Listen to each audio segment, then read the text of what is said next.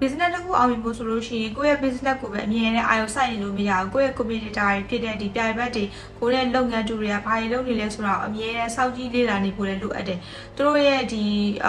stress ပေါ့နော်ဒီအားသာချက်တွေကဘာတွေလဲအားနည်းချက်တွေကဘာတွေလဲပြီးတော့သူတို့တွေက customer service တွေဘယ်လိုပေးနေလဲပြီးတဲ့အခါကျတော့သူတို့တွေက promotion တွေပေါ့နော်ဒီ marketing activity တွေကိုဘယ်လိုတွေလုပ်နေလဲသူတို့ရဲ့ဈေးနှုန်းတွေကဘယ်လိုတွေလဲသူတို့ရဲ့ quality နဲ့ကိုယ့်ရဲ့ quality ကဘယ်ဟာတွေကပိုကောင်းနေလဲအဲ့ဒါတွေကိုကိုကအမြဲတမ်းစောင့်ကြည့်နေရမယ်စောင့်ကြည့်နေရမယ်ဆိုတာကလည်းဒါအခုခေတ်မှာကျတော့အရင်ဒီ social media တွေအရင်ခေတ်စားနေဖြစ်တဲ့အတွက်ကြောင့်မလို့တို့ရဲ့ page အမျိုးမျိုးပေါ့နော်Facebook ပဲဖြစ်ဖြစ် TikTok ပဲဖြစ်ဖြစ်တခြား Telegram Fiverr ဘာပဲဖြစ်ဖြစ်အကုန်လုံးမှာ like ပြီးတော့ကြည့်နေလို့ရတယ်အဲ့လိုလုပ်ပြီးရင်ကိုယ့်ရဲ့ဒီ product နဲ့ပြန်ပြီးတော့ရှင်းကြည့်ကိုကသူတို့ထက်တာနေရလားကိုကသူထက်နှိမ့်နေရလားနှိမ့်နေတယ်ဆိုလို့ရှိရင်လည်းကိုကသူတို့ထက်တာအောင်ဘယ်လိုမျိုးတွေလုပ်ရမလဲဆိုတဲ့ strategy ကိုစဉ်းစားရမယ်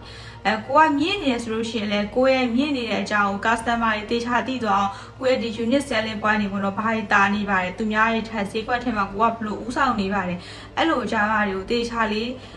focus ထားပြီးတော့ကြော်ညာရမယ်အဲ့ဆိုလို့ရှိရင်တော့ကိုယ့်ရဲ့ product ကအမြဲတမ်းဒီဈေးကွက်ထဲမှာ stand out ပေါ့နော်အမြဲတမ်းပေါ်လွင်နေမှာပါ